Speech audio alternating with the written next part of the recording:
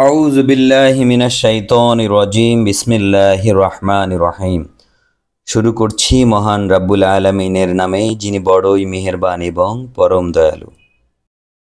হে নবী, তুমি এদের কাছে দুনিয়ার জীবনের উদাহরণ পেশ করো। এই জীবনটা হচ্ছে পানির মতো, আমি তা আকাশ থেকে বর্ষণ করি, যার কারণে জমিনের উদ্ভিদ ঘন সুশোভিত হয়ে ওঠে। অতঃপর এক সময় তা ভূষিতে পরিণত হয়ে যায়।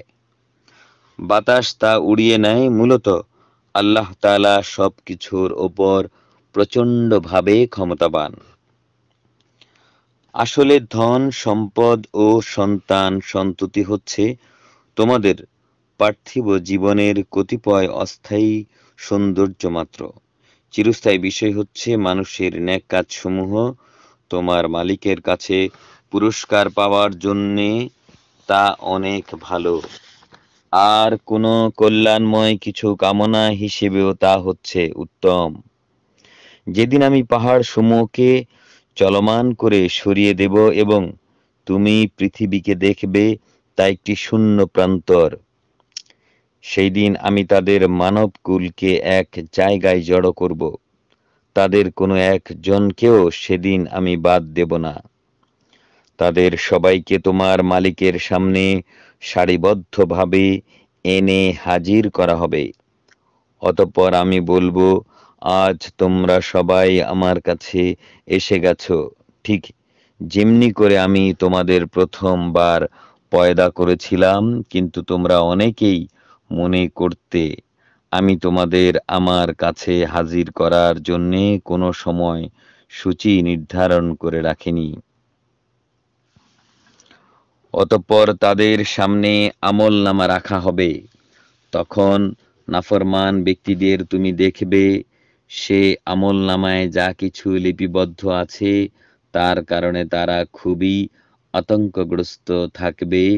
তারা বলতে থাকবে, হায় দুর্ভাগ্য আমাদের, এ আবার কেমন বই! এ তো দেখছি আমাদের ছোট এবং বড় প্রত্যেক বিষয়েরই হিসাব রেখেছে। জীবনভর তারা যা কিছু করেছে তার প্রতিটি বস্তুই তারা সেই গ্রন্থে মজুদ দেখতে পাবে। তোমার মালিক কারো উপর বিন্দুমাত্র জুলুমও করবেন না। স্মরণ করো, যখন আমি ফেরেশতাদের বলেছিলাম, তোমরা সবাই আদমকে সাজদা করো, তখন তারা সবাই সাজদা করল, কিন্তু ইবলিস ছাড়া, সে ছিল আসলে জিনদেরই একজন। সে তার মালিকের আদেশের নাফরমানি করল।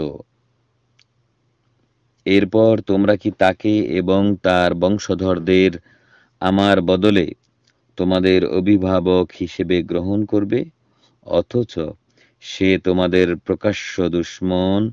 চেয়ে দেখো জালেমদের কি নিকৃষ্ট বিনিময় দেয়া হয়েছে। আকাশমণ্ডলীয় পৃথিবী সৃষ্টি করার সময় আমি তাদের কাউকেই ডাকিনি, এমনকি স্বয়ং তাদের নিজেদের বানানোর সময়ও আমি তাদের ডাকিনি। অন্যদের যারা গোমরাহ করে আমি তাদের বন্ধু হিসেবে গ্রহণ করি না। সেদিন তিনি বলবেন, তোমরা তাদের ডাকো যাদের তোমরা দুনিয়ায় আমার শরীক মনে করতে। অতঃপর ওরা তাদের ডাকবে, কিন্তু তারা তাদের ডাকে কোনোই সাড়া দেবে না। আমি এদের উভয়ের মাঝখানে এক মরণ ফাঁদ রেখে দেব। নাফরমান লোকেরা যখন জাহান্নামের আগুন দেখতে পাবে, তখন তারা বুঝে যাবে তারা এক্ষুনি সেখানে গিয়ে পতিত হচ্ছে, আর সেখানে পতিত হলে ওরা তা থেকে কখনোই মুক্তির পথ পাবে না। মহান আল্লাহ যা বলেছেন সত্য বলেছেন।